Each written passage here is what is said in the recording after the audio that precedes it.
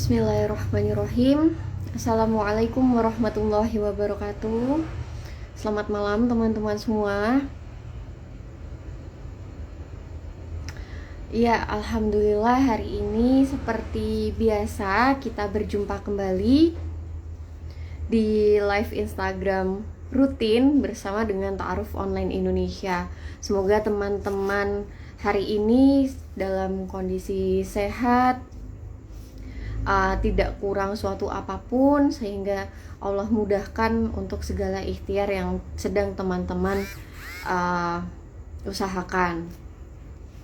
Baik, mohon dibantu teman-teman jika suara saya sudah terdengar dengan jelas, bisa dikonfirmasi melalui komentar.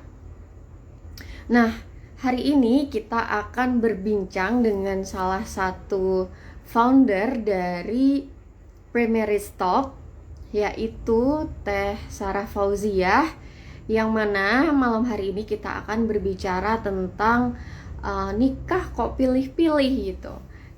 Nah, barangkali dari teman-teman di sini juga merasakan atau pernah berada di fase seperti itu gitu. Kok rasanya ini ya, bingung menentukan kriteria itu seperti apa. Kemudian ketika sudah bisa menentukan kriteria, kok rasanya yang datang nggak sesuai gitu, nggak sesuai dengan kriteria yang kita harapkan. Terus juga barangkali sering dikata pilih-pilih gitu. Apakah sebetulnya ketika kita itu memilih pasangan memang harus pilih-pilih atau yang seperti apa?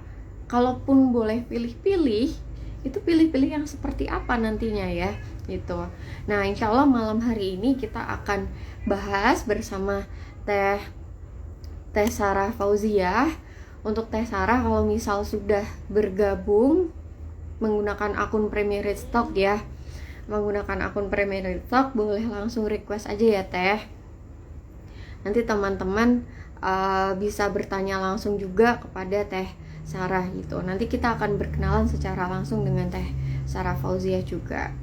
Ada nggak teman-teman di sini yang sudah pernah kenal dengan Primary Stock? Ini mungkin yang ahwat-ahwat nih barangkali. Oke. Kita coba terhubung dengan Teh Sarah ya.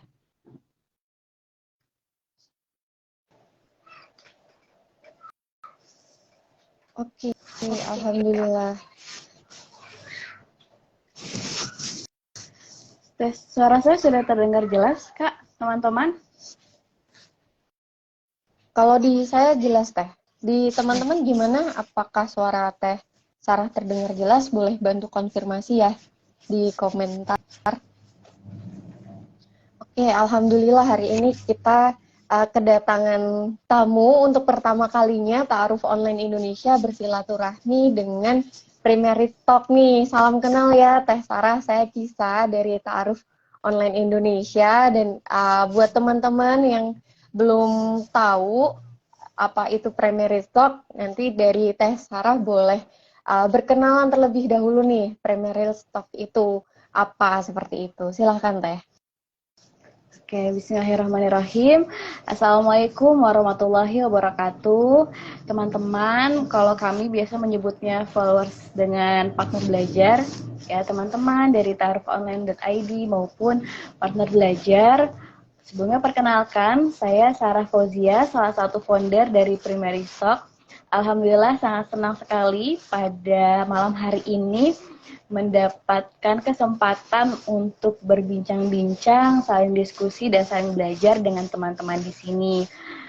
Sebelumnya, kalau teman-teman mungkin yang belum tahu Primary Stock adalah platform edukasi pranikah dengan value Islam. Jadi, alhamdulillah sama kita ya, sama-sama membawa value Islam, bagaimana mempersiapkan pernikahan itu. Nah, alhamdulillah kami sudah berdiri sejak tahun 2018. Jadi ini tahun kelima kami. Gitu, teman-teman. Oh, 2018 ya Teh ya? Ya, betul 2018. Oh, ya. 2018.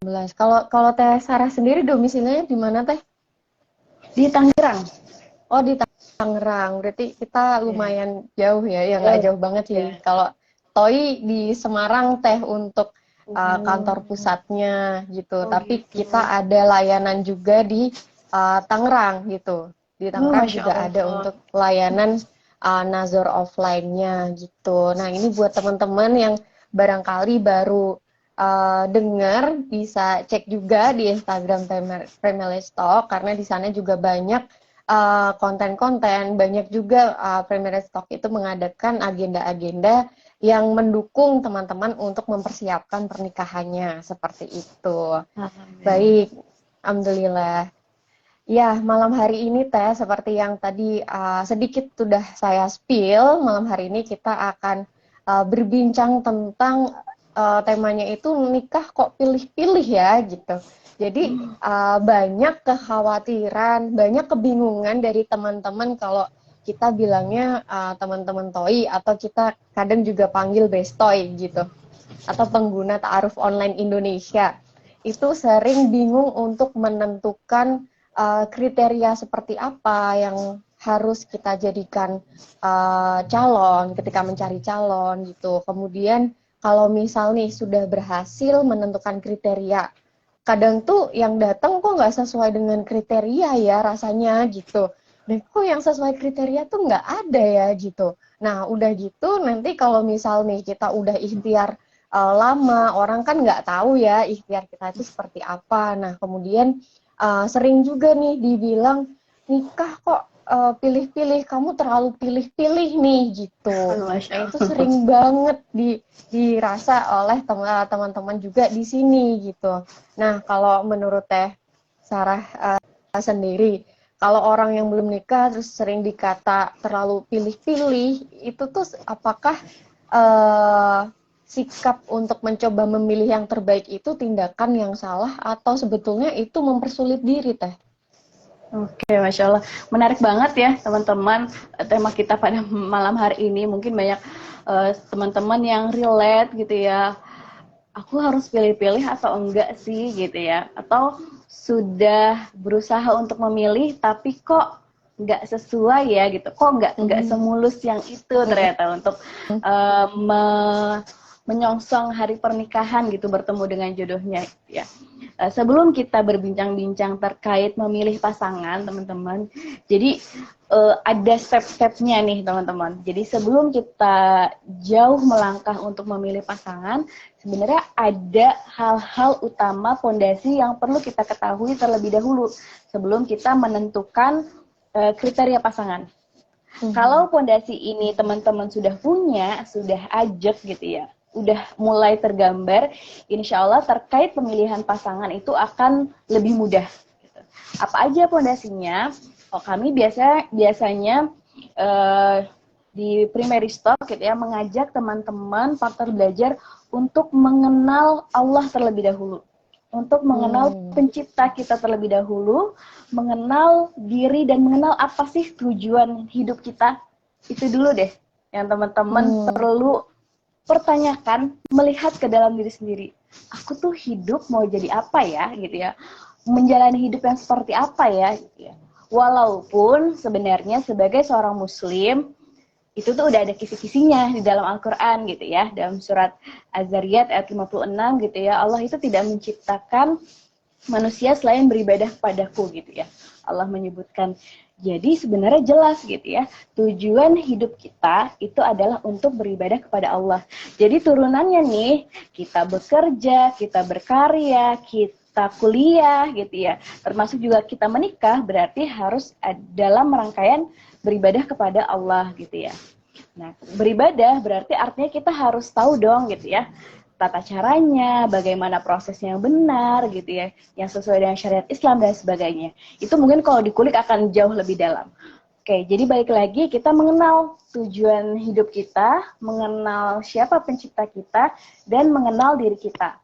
Walaupun sepanjang hidup kita itu adalah sebuah proses ya, jadi teman-teman nggak ada tuh yang bilang, oh saya nih Sarah Fauzia founder PMT udah kenal diri gitu ya, udah kenal Allah banget gitu. Nggak bisa seperti itu, karena yang namanya kita mengenal Allah, mengenal diri kita, mengenal bagaimana menjalani hidup, sebenarnya itu adalah proses seumur hidup. Tapi setidaknya sebelum menikah, teman-teman perlu mengetahui bahwa menikah itu harus dimulai dengan kita mengenal yang tadi, mengenal pencipta kita, mengenal tujuan hidup kita, mengenal diri. Nah, setelah itu mulai tergambarkan, kita akan mulai terbayang nih, tujuan menikah kita apa ya, gitu. Kita menikah untuk apa ya? Nah, gitu. Jadi, harapannya ketika yang tadi dasar sudah mulai tergambarkan, maju lagi ke stepnya selanjutnya, yaitu kita tergambarkan gitu ya, keluarga seperti apa yang mau kita bangun gitu ya. Misalnya kita sudah tahu bahwa hidup kita untuk beribadah kepada Allah Subhanahu wa taala. Berarti menikah adalah rangkaian untuk beribadah kepada Allah Subhanahu wa taala. Berarti gitu ya, ketika kita memilih pasangan suami maupun istri, berarti kan seseorang yang mau beribadah sama-sama, seseorang yang mau berbuat baik gitu ya, beramal solih bersama-sama membangun keluarga gitu ya. Teman-teman, kalau misalnya nanti penjelasan saya belibet atau terlalu cepat ngomongnya, bisa diingatkan. Oke, jadi ketika kita sudah mengetahui nih, kira-kira sudah tergambar keluarga seperti apa yang kita inginkan, kita juga sudah mengenal diri, insya Allah akan lebih terbayang pasangan seperti apa yang kita butuhkan gitu. Dan ini saya ngomong karena saya dulu pun menjalani step-step seperti ini ya teman-teman.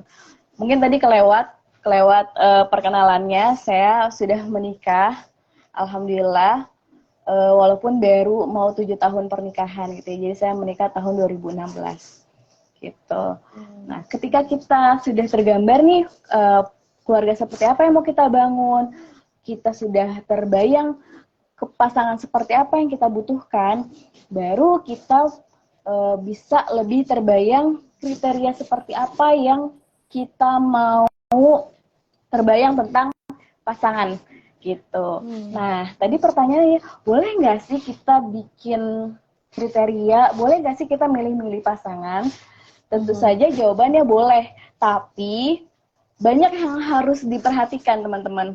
Pertama, kriteria yang kita buat adalah kriteria yang ada landasannya. Tadi kayak saya sempat baca sekilas, boleh kok bikin kriteria, tapi landasannya harus syariat. Betul, itu yang utama gitu ya. Kayaknya itu jawaban dari rangkaian live malam ini, janjian tadi udah dijawab nih sama yang tadi menjawab. Ya, yang pertama dan utama itu, boleh gitu ya, kita memilih pasangan. Yang utama adalah tadi landasannya syariat gitu ya. Berarti ketika landasannya syariat, kita perlu mengetahui apa sih yang Allah mau, apa sih yang Allah bolehkan, dan apa yang Allah tidak perbolehkan gitu. Misalnya, Allah tidak membolehkan kita memilih pasangan yang berbuat buruk gitu ya. Mungkar lah misalnya. Terus kita merasa, oh nggak apa-apa punya pasangan yang pemabuk gitu ya, penjudi, narkoba gitu ya misalnya. Nah itu kan berarti nggak landasannya syariat gitu ya. Kita membuat kriteria yang tidak ada landasannya syariat. Nah kalau di primary stock biasanya kami mengarahkan teman-teman followers maupun partner belajar gitu ya, untuk membuat dua bagian kriteria gitu ya. Pertama adalah kriteria yang dapat ditoleransi dan kriteria yang tidak dapat ditoleransi. Nah, ketika kita tadi sudah mengenal yang tadi di awal kita bicarakan ya tentang fondasinya, insya Allah kita akan lebih mudah terbayang apa sih kriteria yang boleh ada atau yang harus ada mutlak banget gitu ya, yang tidak dapat ditoleransi dan dapat ditoleransi gitu. Nah, kriteria yang tidak dapat ditoleransi artinya kriteria yang harus banget ada gitu ya. Kalau nggak ada udah skip gitu ya. Jadi dari awal kita tuh udah ada batasan sejauh mana kita bisa menerima gitu ya, atau lanjut nih proses ta'arufnya gitu ya. Kalau teman-teman mungkin di sini sudah lebih tahu, oh kita lanjut nih proses ta'arufnya gitu ya. Saya kasih contoh ya teman-teman, misalnya kriteria yang tidak dapat ditoleransi misalnya harus muslim gitu ya. Misalnya sholat gitu ya, sholat 5 waktu. Atau terserah teman-teman, mungkin ada sebagian orang yang merasa ini tuh nggak perlu ada kriterianya. Tapi buat sebagian orang harus ada. Misalnya saya ya teman-teman ya, saya dulu menuliskan kriteria yang tidak dapat ditoleransi adalah mempunyai suami, betul, tidak merokok. Saya menuliskan mempunyai suami dengan tinggi minimal 175 cm. Ya benar ya, 175 cm gitu ya. Artinya apa gitu ya? Itu kan yang menurut saya ideal di mata saya, karena saya udah kenal diri saya, kayak saya bisa menerima ketika seseorang seperti ini. Mungkin bagi teman-teman di sini gitu ya, mungkin bagi Kak Sisa atau Kak Dinda Faiza atau kakak-kakak di sini mungkin merasa itu nggak penting teh gitu ya. Kriteria fisik itu apa tinggi badan itu nggak penting. Ya nggak apa-apa juga gitu. Nggak apa-apa juga kalau misalnya merasa teman-teman nggak perlu kriteria itu. Atau misalnya ada yang mempunyai kriteria calon suami adalah minimal pendidikannya S1. Karena dia merasa sebagai perempuan ya misalnya, kayak S1 tuh minimal banget gitu kan, karena saya S1, jadi paling enggak suami S1 kayaknya lebih bisa menyeimbangkan deh, lebih mudah diterima juga sama orang tua, karena orang tua saudara-saudara saya S1. Nah itu boleh teman-teman, jadi silahkan mengenal diri sendiri gitu ya, jadi akan tahu pasangan seperti apa yang kita butuhkan. Itu misalnya ya, kriteria-kriteria yang tidak dapat ditoleransi. Sedangkan kriteria yang dapat ditoleransi misalnya apa? Terserah teman-teman juga. Misalnya kayaknya saya prefer untuk punya pasangan yang ini deh, nggak terlalu jauh rumahnya, biar nggak terlalu berat ongkosan pas mudik gitu ya. Misal itu boleh aja gitu ya. Misalnya kalau laki-laki misalnya kayak saya memilih perempuan calon istri yang terlalu jauh deh rumahnya, di Pulau Jawa aja deh, sama-sama di Pulau Jawa, biar ketika mudik nggak terlalu sulit gitu ya. Tidak apa-apa juga gitu ya. Walaupun nanti pada kenyataannya, realitanya, mungkin tidak semua kriteria yang sudah kita tulis, sudah kita gambarkan, yang sudah kita merasa, oh ini ideal banget nih buat saya gitu ya. Mungkin nggak semua hal yang kita pikir ideal itu akan ada di calon pasangan kita nanti gitu ya. Tapi paling nggak kita sudah bersiap dan kita udah punya batasan minimum nih. Seperti apa orang yang insya Allah kita mau menerima untuk menjadi calon pasangan, menjadi istri maupun suami gitu teman-teman. Jadi terus ketika nanti gimana ketika orang bilang kita terlalu pilih-pilih gitu ya. Pada kenyataannya memang kita harus memilih pasangan hidup gitu ya enggak? Teman-teman ada yang beli baju atau beli sepatu misalnya nggak pilih-pilih gitu ya. Ya udahlah gitu, kaki saya kan ukuran 40, nggak apa-apa kali kalau misalnya asal ngambil jadi di ukuran yang 36 gitu misalnya. Kan nggak ini ya gitu, nggak akan cocok gitu ya. Makanya kita harus memilih gitu ya, tentu dengan batasan-batasan syariat yang jelas gitu. Nah, tadi ada juga yang bilang asal ngelis kriterianya jangan kebanyakan. Menurut saya banyak atau sedikit itu relatif diri kita masing-masing. Kalau misalnya kita sepanjang yang list kita punya kriteria itu ya menurut kita mampu kita pertanggungjawabkan, ada dasarnya gitu ya. Misalnya, oh saya kriterianya mau punya calon suami yang gajinya minimal UMR gitu ya. Landasannya apa? Kenapa berpikir seperti itu? Ya karena saya kebutuhannya di kota besar segini nih, kebutuhan keluarga saya seperti ini. Saya mau tetap kita bisa sedikit kasih uang lah setiap bulan sama orang tua atau sama adik gitu misalnya. Jadi setiap kriteria yang kita cantumkan itu perlu kita punya alasan, punya tanggung jawab kenapa kita perlu ada kriteria seperti itu. Makanya yang tadi saya bilang di awal bahwa mengenal diri sendiri, mengenal hidup kita, mengenal tujuan pernikahan adalah fondasi yang sangat penting sebelum nantinya kita memutuskan gitu ya, atau menuliskan kriteria seperti apa yang menurut kita kayaknya perlu deh untuk dijadikan pasangan hidup gitu teman-teman. Oke. Ini Masya Allah sih sebetulnya ketika pertanyaan pertama tadi ketika ditanya bahwa apakah kita itu boleh pilih-pilih, justru ya memang harus memilih ya Teh, asalkan memang memilihnya itu memiliki alasan yang tepat, alasan yang sesuai syariat, alasan yang memang Allah suka gitu, yang Allah ridho gitu. Dan juga tadi ketika ada pertanyaan kriteria seperti apa yang harus saya cantumkan atau saya cari gitu, itu justru pertanyaan kembali kepada diri sendiri. Sudah sejauh mana kita mengenal Allah, sudah sejauh mana kita tahu tujuan hidup kita, dan sudah sejauh mana kita itu mengenal diri gitu.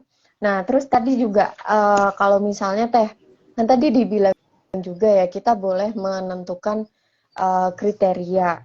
Kemudian ada kriteria yang bisa ditoleransi dan yang tidak dapat ditoleransi, dan ada juga kriteria-kriteria yang sifatnya itu barangkali untuk Teteh itu sesuatu yang amat penting gitu, atau itu memang nggak bisa ditoleransi, misal soal tadi contohnya tinggi badan gitu, yang mana mungkin orang lain tidak terlalu mempermasalahkan hal itu gitu, yang boleh gitu, yang diperbolehkan di dalam syariat juga. Terus tadi ada juga yang disampaikan juga terkait dengan domisili, itu juga jadi salah satu, kalau di TOI ya, Ta'aruf Online Indonesia, itu domisili itu termasuk salah satu filter yang sering dipakai Teh waktu di aplikasi gitu. Jadi banyak yang banyak yang cari domisilinya itu yang memang deket-deket sama dia gitu, deket sama dirinya sendiri, meskipun ada juga pernah ada cerita yang dia itu orang Jawa Timur, kemudian coba searching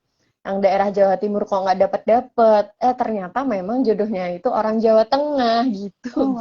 Itu ada juga yang seperti itu gitu. Jadi kembali ke masing-masing. Nah kemudian Teh, ada juga yang nanya nih, kalau misalnya kita sudah menentukan standar kriteria, bagaimana kita itu bisa tahu bahwa kriteria yang kita tentukan itu tidak berlebihan gitu, atau kriteria yang kita tentukan itu sesuai dengan diri kita gitu kan, katanya kalau jodoh itu kan yang sekufu gitu kan Teh. Nah gimana sih sebenarnya ketika kita menentukan kriteria itu, apakah itu terlalu tinggi untuk kita atau tidak gitu Teh?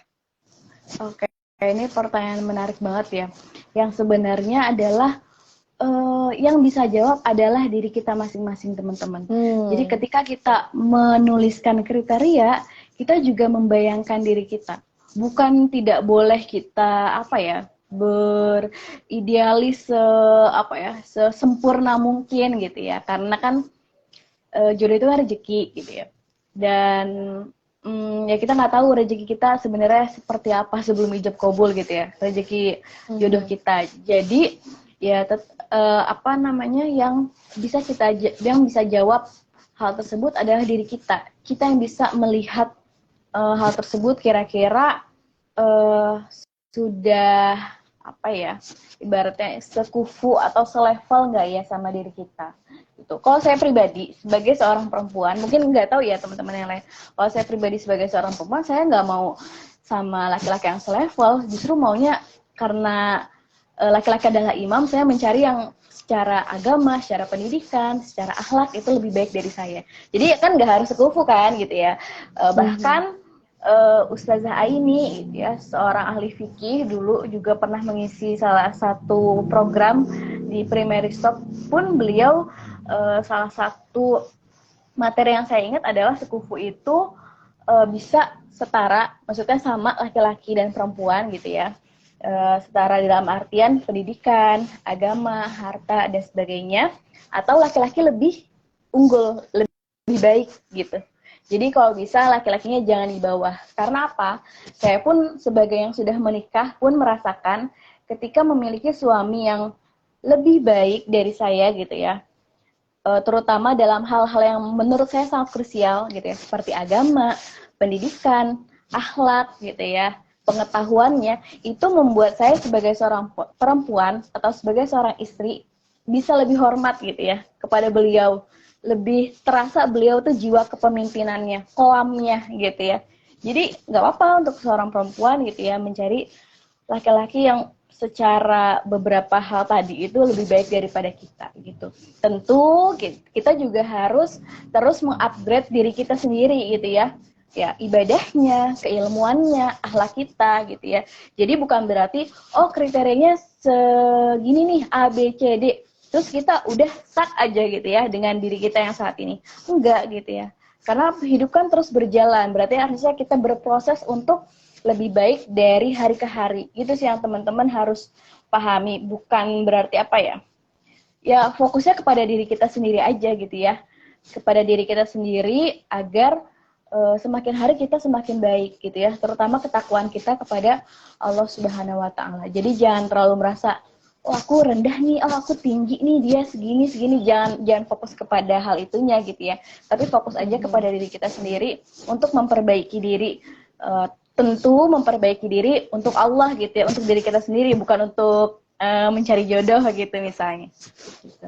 Ya, semoga menjawab ya teman-teman dari jawabannya Teh Sarah tadi. Jadi bukan kita tuh memikirkan apakah aku itu layak atau tidak, apakah kriteria atau calonku ini tuh sekufu sama kita atau tidak, tapi fokus ke perbaikan diri aja gitu. Terus berproses dan fokusnya ke Allah agar Allah yang menentukan kriteria atau jodoh seperti apa yang nantinya akan Allah datangkan dan Allah layakan juga untuk bersanding dengan kita gitu. Nah, untuk teman-teman yang mau bertanya di live kali ini bisa lewat kolom pertanyaan ya, karena kalau di kolom komentar kadang nggak kebaca, jadi biar nggak hilang bisa di kolom question itu. Oke, mempertimbangkan. Saya coba baca dulu ya Teh, karena udah ada beberapa yang masuk.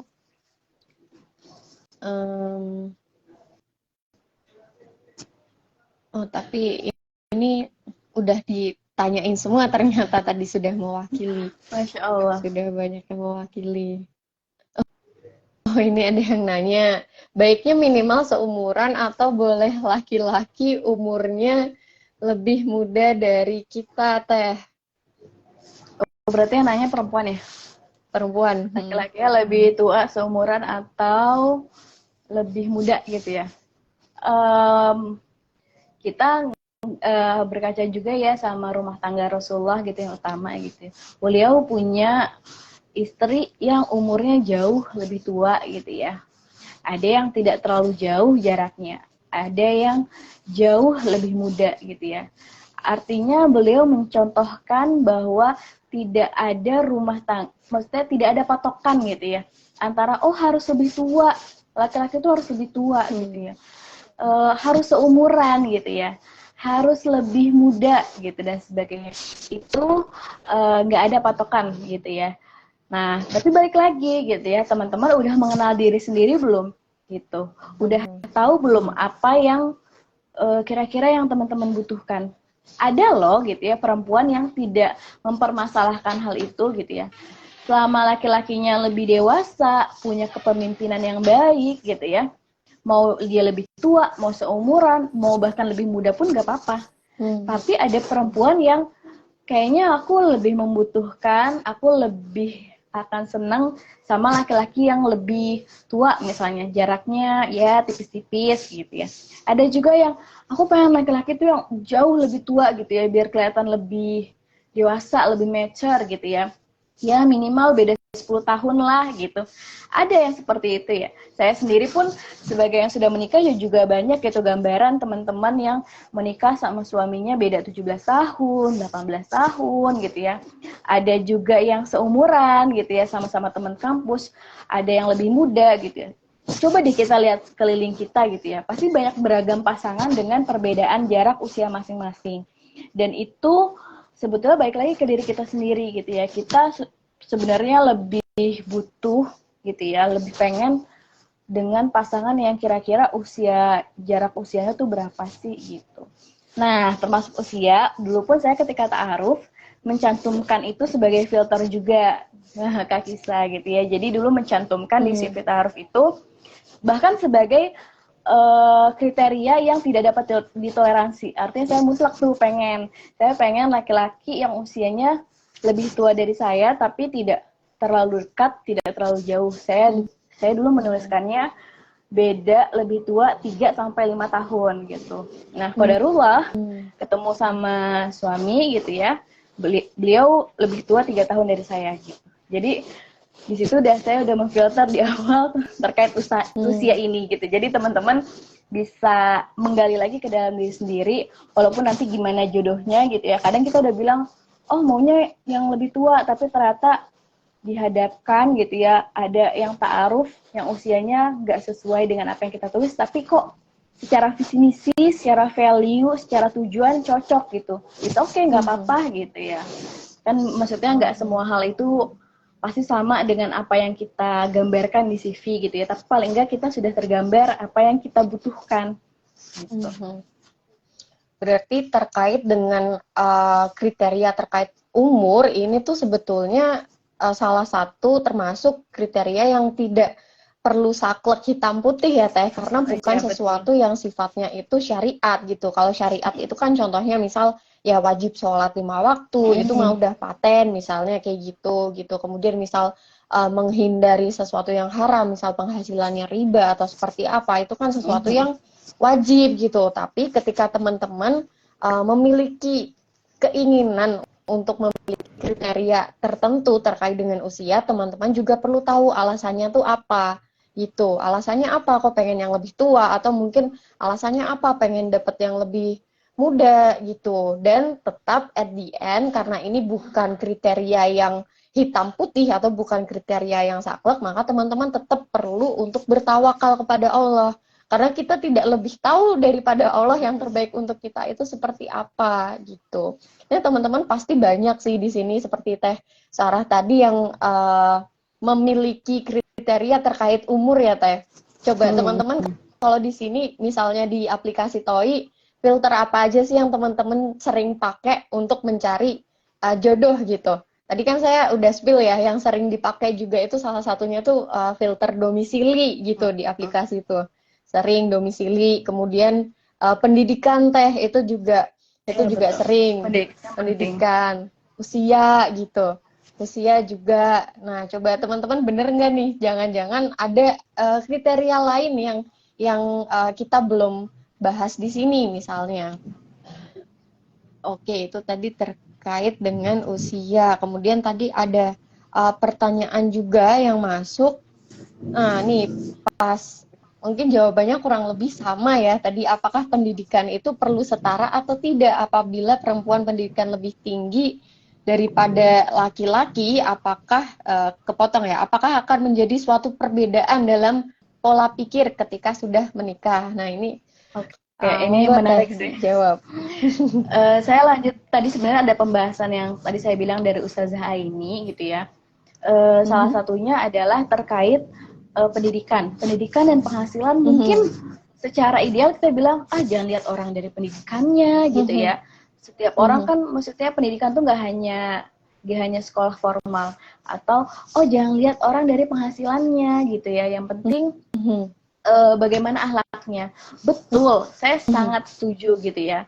Tapi kita tuh nggak hanya ketika kita menikah, kita jangan hanya pikirkan diri kita sendiri gitu ya. Kalau Ustazah ini bilang misalnya gini, kita nih keluarga S1 nih gitu ya. Terus tiba-tiba suami gitu ya, suami kita pendidikannya misalnya SMP. Itu kan jauh banget ya. Coba bisa dibayangkan nggak teman-teman? Dijawab deh, coba bisa bayangkan nggak ketika ada pertemuan keluarga istri, misalnya lebaran, arisan, kira-kira suami kita dianggap nggak sama keluarga istri? Ketika keluarga istri S1, S2, terus suami lulusan SMP. Ya secara ini aja ya, di budaya kita Indonesia gitu ya, itu akan sulit menerima gitu ya. Mungkin si istri menerima aja, tapi suami ketika hal seperti itu terjadi, jadinya nggak enak, mungkin ada sakit hati, akhirnya jadi pengen ngumpul sama keluarga istri, jadi tidak merasa dihargai. Terus pas pulang ke rumah jadi nggak enak sama istri. Nah itulah hal-hal seperti itu yang kita perlu pertimbangkan lagi gitu ya. Tapi saya setuju gitu ya, bahwa pendidikan formal itu bukan segalanya gitu ya. Attitude, daya berpikir, kemauan belajar, kemauan untuk upgrade diri gitu ya, kemauan untuk membaca buku gitu ya, menambah skill, menambah pengalaman, itu jauh lebih penting daripada pendidikan formal. Itu saya setuju, tapi bukan berarti itu tidak bisa menjadi pertimbangan teman-teman. Jadi kalau teman-teman mau menjadi pertimbangan itu, kalau dari saya pribadi, saya sangat menyarankan akan hal itu gitu. Itu pun sebenarnya sebagai acuan juga ya gitu ya bagi diri kita untuk ya kalau ada kesempatan ya udah kenapa enggak kita prioritaskan terkait pendidikan itu gitu. Nggak ada salahnya juga kan gitu ya ketika kita memprioritaskan hal tersebut gitu teman-teman. Jadi balik lagi ke diri kita gitu ya, lihat juga keluarga kita seperti apa. Keluarga besar terutama, kita lihat deh keluarga besar kita rata-rata gimana ya pendidikannya, S1, S2, S3 atau apa gitu ya, atau SMA gitu. Rata-rata keluarganya pekerjaannya apa ya, apakah wira swasta atau pekerja kantoran atau pendidik atau apa, itu bisa jadi bahan pertimbangan walaupun itu mungkin bukan hal yang utama, tapi saya sangat menyarankan untuk dipertimbangkan gitu. Apalagi kalau misalnya nanti dalam rumah tangga misalnya ada hal-hal yang oh ternyata suaminya minder, nah itu kan suatu hal yang akan sangat sulit ya gitu ya. Udah PR mah ya, lebih iya sangat PR sekali gitu ya. Kan kita jadi nggak nyaman gitu ya, untuk menyamankan itu akan sangat PR banget gitu. Jadi kalau misalnya kita pengen yang secara pendidikan lebih baik sehingga dia muncul kepercayaan diri, kekoamannya, kepemimpinannya sebagai seorang suami, ya kenapa enggak gitu. Betul. Nah, ini tandanya bahwa kita itu memang harus pilih-pilih, teman-teman, gitu. Tapi pilih-pilih itu bukan berarti dalam rangka merendahkan orang lain dan kita merasa lebih, tidak. Tapi bagaimana ketika calon ini memiliki kapasitas sekian dengan kita yang sekian dan keluarga kita yang seperti apa, kira-kira kita siap tidak untuk menerima konsekuensinya gitu atas perbedaan yang barangkali tadi kalau dicontohkan kita lulusan sarjana kemudian calon itu lulusan SMP semisal itu, apakah kita siap gitu untuk menerima konsekuensinya gitu. Nah, tapi rata-rata kalau dia lulusan SMP dan dia mau upgrade diri, dia pasti akan ikut ujian paket sampai lulus SMA dan dia akan mengusahakan untuk ambil minimal D3 keahlian atau S1. Iya, betul. Itu artinya seperti yang tadi Teh Sarah bilang juga, pendidikan formal itu sebetulnya bukan satu-satunya meskipun penting gitu. Tapi yang kita lihat itu sebetulnya usahanya dia itu seperti apa gitu. Karena ya ada juga orang yang istilahnya kuliah pun juga mereka tidak tahu kuliah itu untuk apa, tujuannya apa, itu juga ada yang seperti itu, meskipun tidak semuanya ya, gitu. Ya, jadi pendidikan itu penting meskipun bukan yang utama, gitu. Nah, kalau ini tadi kebanyakan akhwat yang bertanya, ini ada pertanyaan dari Ikhwan. Ikhwan atau akhwat ini ya? Oh masih akhwat ternyata. Masih ahwat, gimana kalau penghasilan laki-laki lebih kecil dari perempuan, Teh? Oke, ini konteksnya saya bagi dua ya. Ketika kita sudah menikah, ini konteksnya setelah menikah ya, artinya sudah sebagai istri dan sebagai suami. Mau penghasilan suami lebih besar, lebih kecil, ataupun sama dengan kita, penghormatan seorang istri itu harus sama. Artinya harus sama-sama taat, harus sama taatnya, sama berbaktinya, sama pelayanannya. Itu mutlak, nggak bisa kita ganggu gugat. Itu udah syariat yang nentuin, gitu. Tapi jika kita sebelum menikah, gitu ya, kita bisa saja gitu ya menentukan gitu ya. Saya pun lagi-lagi ini pengalaman saya pun juga merasa gitu yang tadi saya bilang bahwa salah satu yang membuat saya akan lebih mudah hormat kepada laki-laki, kepada suami adalah dia hal-hal penting itu di atas saya gitu ya. Termasuk salah satunya adalah penghasilan. Gitu, teman-teman. Jadi kalau teman-teman merasa dari awal nikah nih, teman-teman belum menikah, tapi udah yakin banget, oh saya nggak ada masalah, mau lebih besar, mau lebih kecil, saya mah oke aja gitu. Selama si suaminya menafkahi ya gitu ya, maksudnya tetap menjalankan kewajiban sebagai suami ya nggak masalah gitu ya. Tapi ada sebagian perempuan gitu, mungkin teman-teman yang belum menikah juga merasakan kayak saya, kayaknya saya nggak bisa nih kalau laki-lakinya lebih kecil gitu ya. Bukan nggak bisa sih, agak sulit aja gitu ya. Makanya saya butuh laki-laki yang setidaknya penghasilannya lebih besar daripada saya, walaupun mungkin nggak beda jauh, atau yang namanya penghasilan sebenarnya nggak sama terus kan ya teman-teman ya. Selama dia mau berusaha, selama dia mau upgrade diri, yang namanya penghasilan itu bisa, yang namanya rezeki itu sangat bisa kita jemput gitu ya. Rezeki dari Allah itu sangat bisa kita jemput, salah satunya dengan keuletan, rasa tanggung jawab, salah satunya tadi pendidikan, skill gitu ya, membuka jalan rezeki dengan silaturahim gitu ya. Terus bagaimana dia berbirrul walidain sama orang tua, itu meskipun tidak langsung gitu ya, tapi sangat erat kaitannya dengan rezeki yang nanti diperoleh setelah menikah gitu teman-teman. Jadi silakan kenali diri lebih baik lagi gitu ya, apalagi ini hal-hal terkait keuangan gitu ya, bisa jadi berbeda satu sama lainnya, tapi yang pasti syariat bahwa suami menafkahi istri adalah syariat yang sudah saklek dari sananya gitu, nggak bisa diganggu gugat. Mau suami tidak berpenghasilan, mau suami berpenghasilan lebih kecil, lebih besar gitu ya, wajib nafkah itu selama suami masih mampu gitu. Oke, baik. Jadi kalau misalnya tadi kan kalau tes Sarah itu membagi dua ya, kita kalau tadi yang pertama ketika sudah menikah ya apapun pasti diterima karena kita nggak pernah tahu kondisi rumah tangga atau rezeki ketika itu ditimpa musibah apa, kita nggak pernah tahu gitu. Jadi ya memang harus diterima ketika sudah menikah.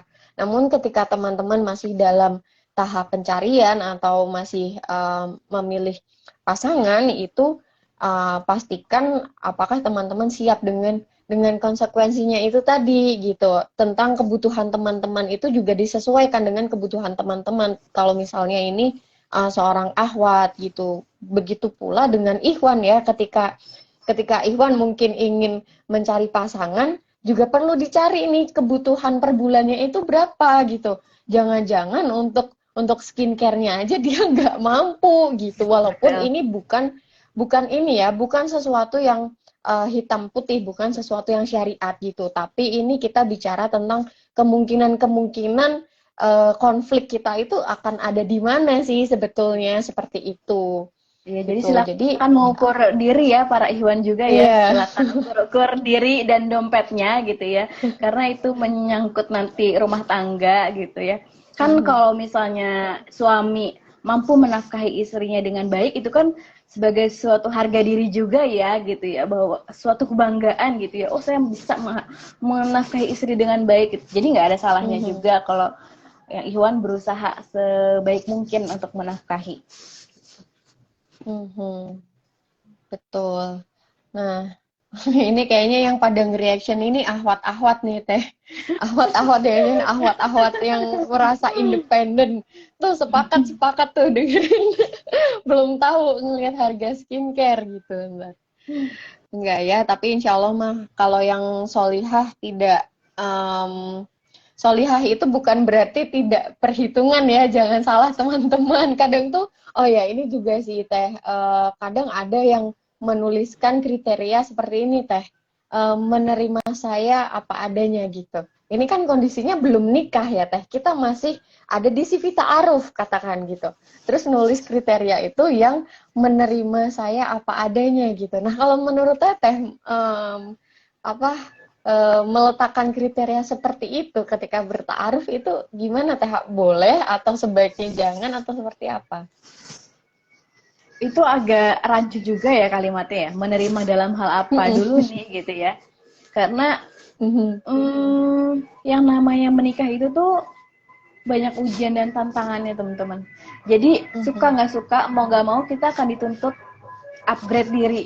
Jadi kita nggak mungkin apa adanya gitu. Saya sebelum menikah sama saya sudah menikah, kapasitas dirinya berbeda gitu ya. Insya Allah gitu ya, alhamdulillah lebih baik setelah menikah, setelah Allah tempa dengan berbagai kurikulum setelah pernikahan menjadi istri, menjadi ibu gitu. Jadi sebenarnya terima saya apa adanya lebih agak menggambarkan pesimis ya menurut saya pribadi gitu ya. Kenapa kita nggak sama-sama kalau kita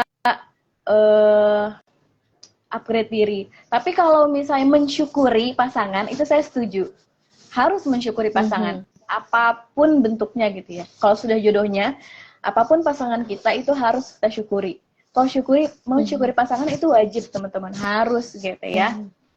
Tapi kalau menerima apa adanya, menurut saya agak kurang tepat sih kalimatnya.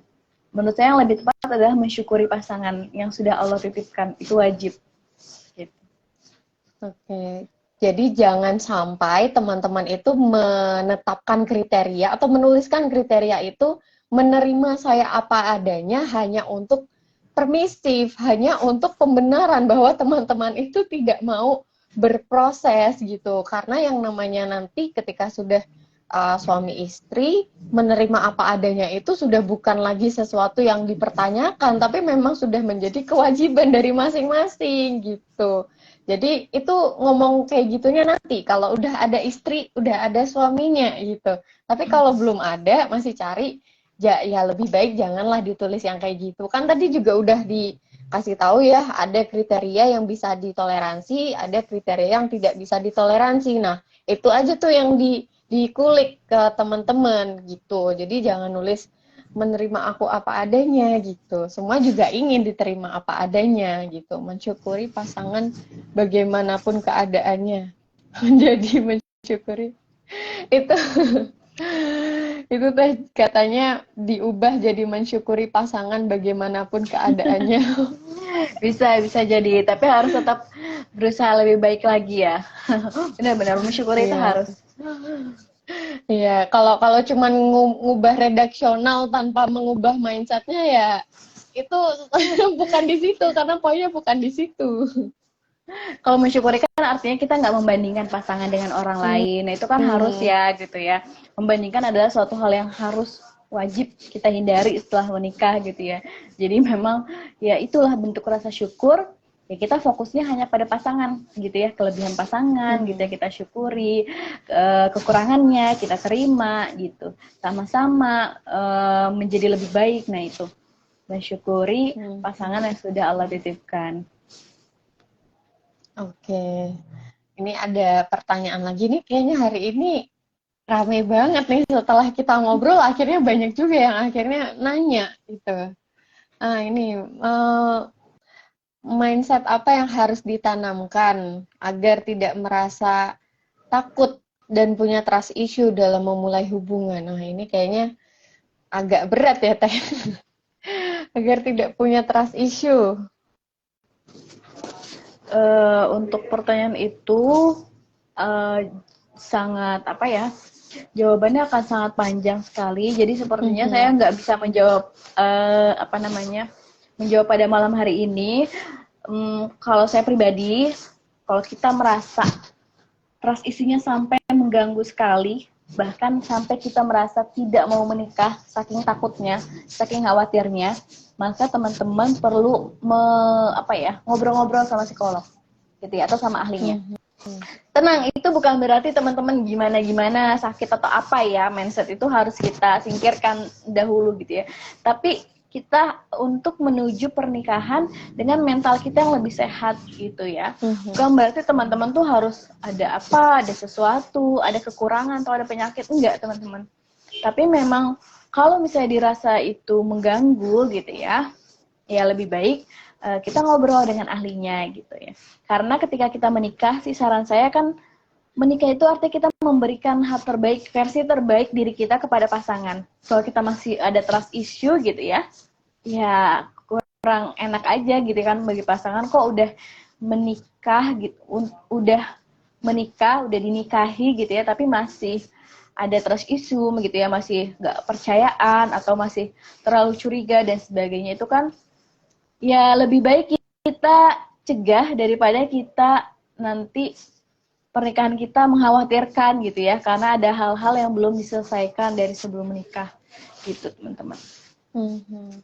Iya, singkatnya berarti ketika memang kita punya trust issue ya kita coba ikhtiarkan untuk menghadapi trust issue dulu atau kita selesaikan dulu ya sebelum melangkah ke jenjang yang lebih serius gitu istilahnya. Karena kita juga butuh mental yang lebih siap menghadapi kehidupan berumah tangga gitu. Nah, nanti kalau teman-teman juga barangkali masih ada yang ingin ditanyakan atau karena kan nggak semua pertanyaan bisa terjawab malam hari ini ya, apalagi nih pertanyaannya malah justru nambah banyak, makin malam makin seru, tapi waktu kita makin habis gitu.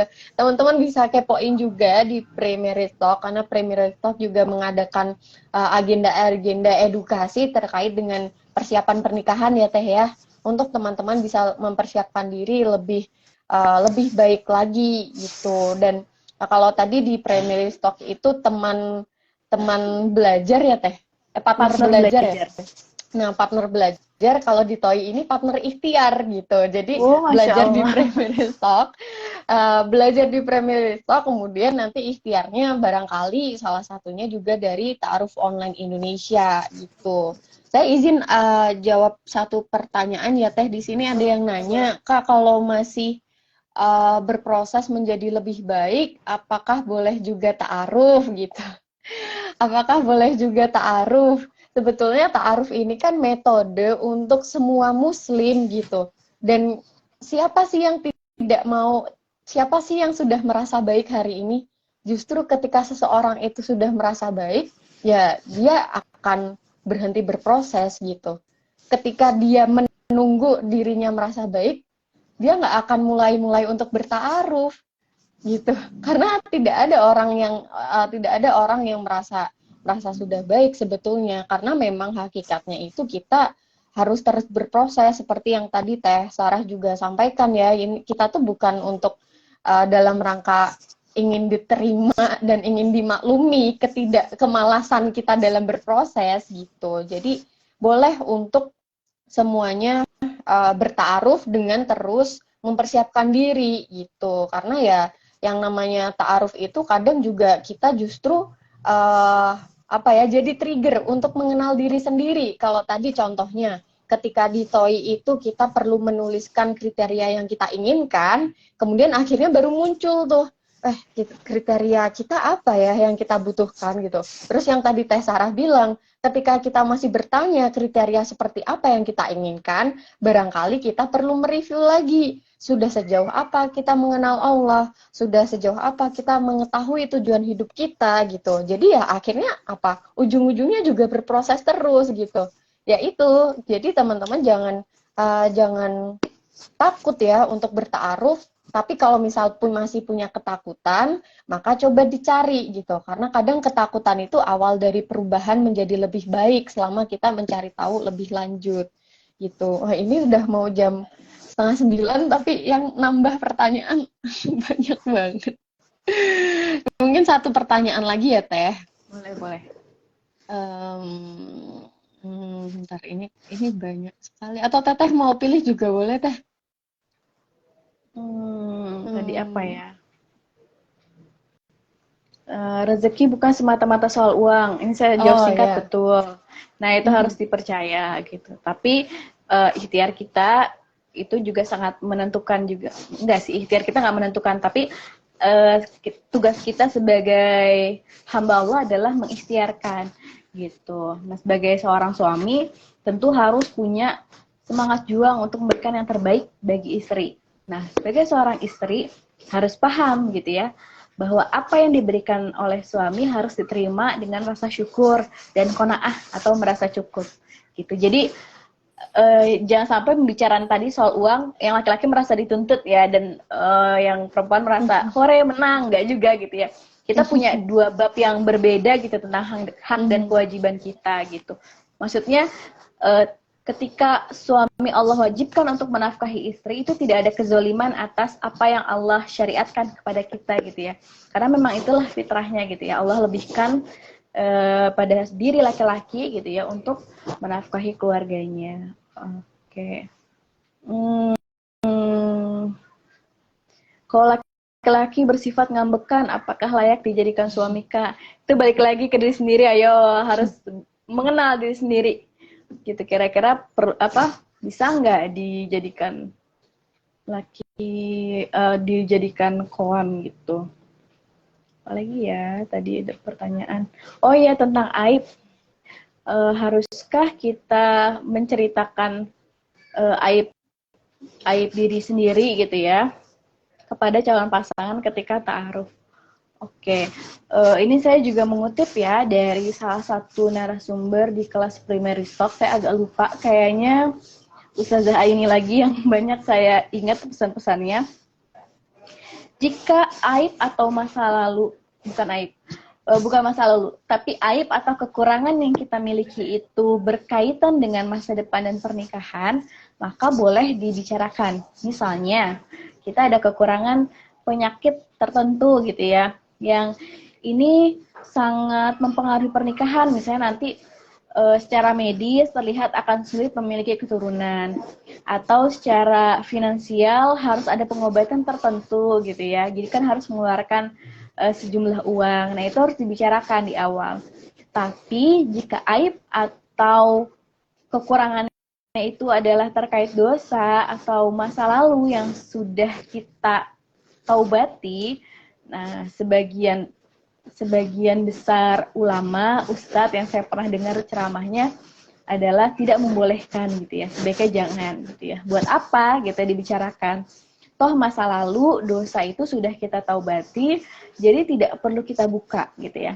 Allah sudah menutup aib kita, kekurangan kita, ya sudah kita juga tutup gitu ya, dosa kita, aib kita gitu, masa lalu kita, jangan kita buka-buka gitu teman-teman. Nah, sebagai ini biasanya banyak yang nanya ini tuh, saya nggak kurang paham juga. Yang banyak yang nanya ini adalah perempuan. Mungkin khawatir tidak diterima ya gitu ya. Saya paham sih perasaan tersebut. Tapi, nah bagi laki-laki juga, laki-laki yang solih, yang baik gitu ya, tidak mempertanyakan masa lalu perempuan, calon istrinya ataupun istrinya gitu ya. Ketika yang kita lihat saat ini si istri sudah menjadi versi terbaik dirinya gitu ya, terlihat solihah gitu ya, beribadah juga baik gitu ya, berusaha berakhlak yang baik, itu sudah cukup gitu ya. Gak usah kita korek-korek masa lalunya. Begitupun perempuan, jangan kayak FBI gitu ya, following suami dilihat-lihat gitu ya, siapa nih dulu yang pernah DM-an sama dia gitu. Jangan seperti itu gitu ya. Kita nggak perlu mengulik-ngulik gitu ya, apalagi hal tersebut misalnya sekira bisa membahayakan rumah tangga kita gitu ya, jadi kurang percaya sama pasangan. Jangan gitu. Fokus sama diri kita, pasangan, dan masa depan rumah tangga yang kita bangun. Oke, baik, Masya Allah. Ini kalau dilanjut terus kayaknya sampai subuh juga nggak selesai. Kayaknya nggak akan selesai, karena ini sudah jam 8:30. Silakan dari Teh Sarah boleh memberikan advice atau mungkin closing statement untuk teman-teman partner belajar dan partner ikhtiar di sini. Oke, saya sedikit menyimpulkan aja ya, yang namanya pernikahan, jodoh, kita tidak hanya memilih, tapi juga dipilih gitu ya. Jadi kita memilih dan dipilih oleh calon pasangan kita. Maka pastikan kita setiap harinya berusaha menjadi hamba yang lebih baik lagi untuk Allah gitu ya, untuk diri kita, terutama untuk masa depan akhirat kita gitu ya. Perihal jodoh gitu ya, pasangan itu adalah alasan nomor sekian gitu ya, yang tidak perlu kita berlebihan gitu ya. Fokus saja pada diri kita. Adapun kriteria, kita tentu boleh mengikhtiarkan gitu ya, selama dalam bingkai syariat dan mengetahui apa yang kita butuhkan.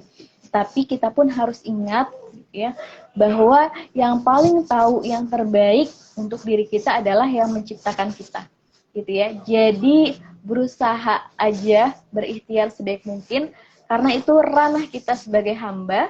Nah, jangan campurin ranah Allah.